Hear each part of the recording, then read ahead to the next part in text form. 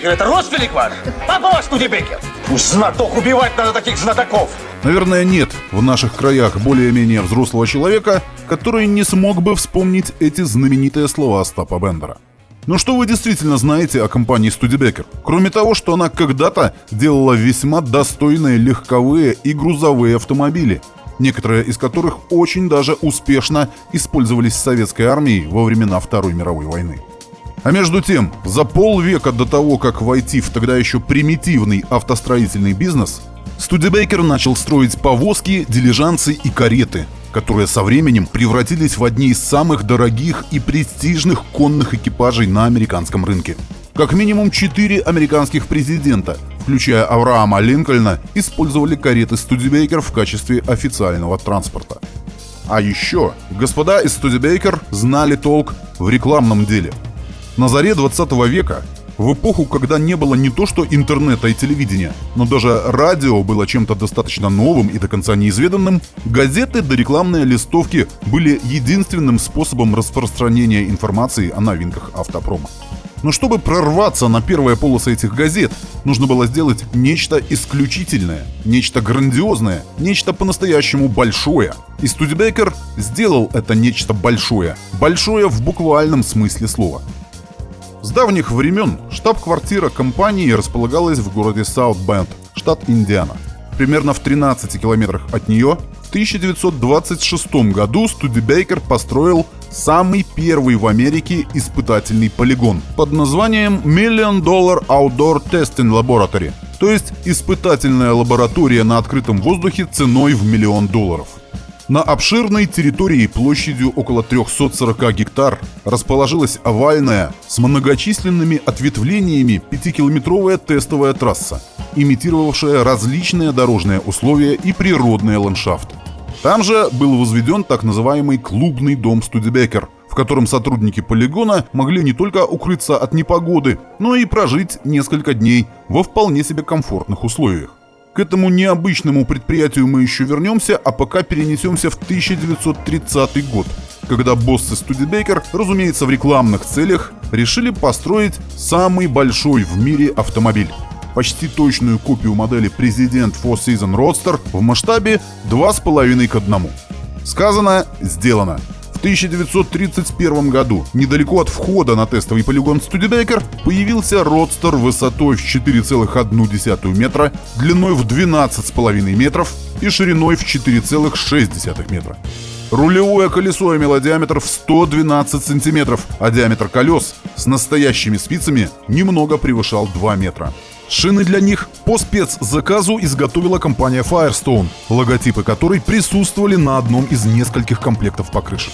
Каждое колесо весило четверть тонны, а общая масса автомобиля немного не дотягивала до 5 тонн. 60 сотрудников компании строили эту машину, кузов которой состоял главным образом из сосны, на протяжении более 3 месяцев. Гигантский Студебекер Президент, который действительно стал, пусть и не действующим, но все-таки самым большим автомобилем в мире, выполнил все возложенные на него функции.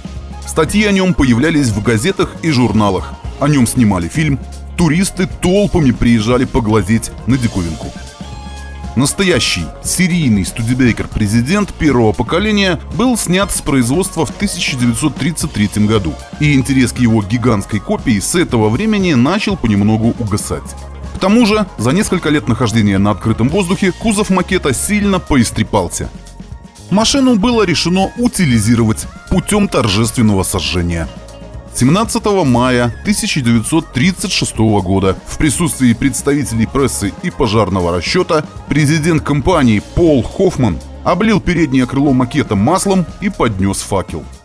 Через 30 минут гигантского Студебекера не стало.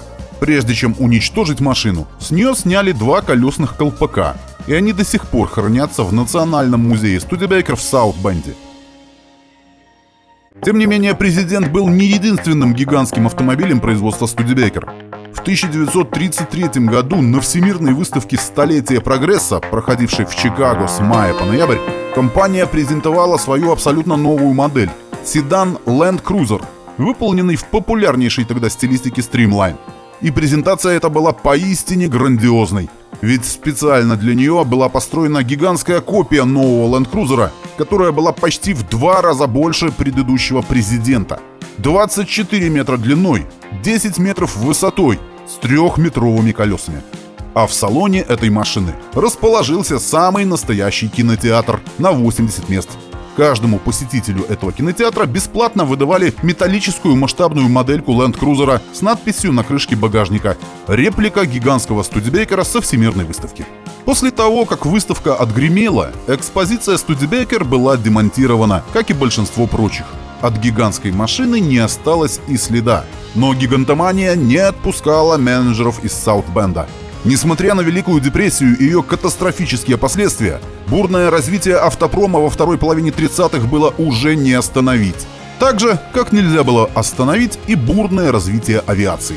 Воздушный пассажиропоток над штатом Индиана рос с каждым годом, и именно это подвигло студебекеровских инженеров Майкла Блюменталя и Мэла Наймера к идее создания гигантского природного символа Студебекер, который будет хорошо виден с воздуха. И эта идея нашла поддержку в высших эшелонах корпоративной власти. Правда, поговаривают, что ее поддержали не только потому, что это был прекрасный рекламный ход, но также и потому, что компания могла бы получить серьезное налоговое послабление благодаря национальной программе восстановления лесов.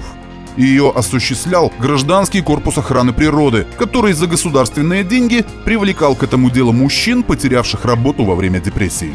Как бы то ни было, но в 1938 году компания закупила 16 тысяч 15-сантиметровых сосновых саженцев, половина из которых была высажена на территории той самой испытательной лаборатории ценой в $1 миллион в форме слова «Студебекер».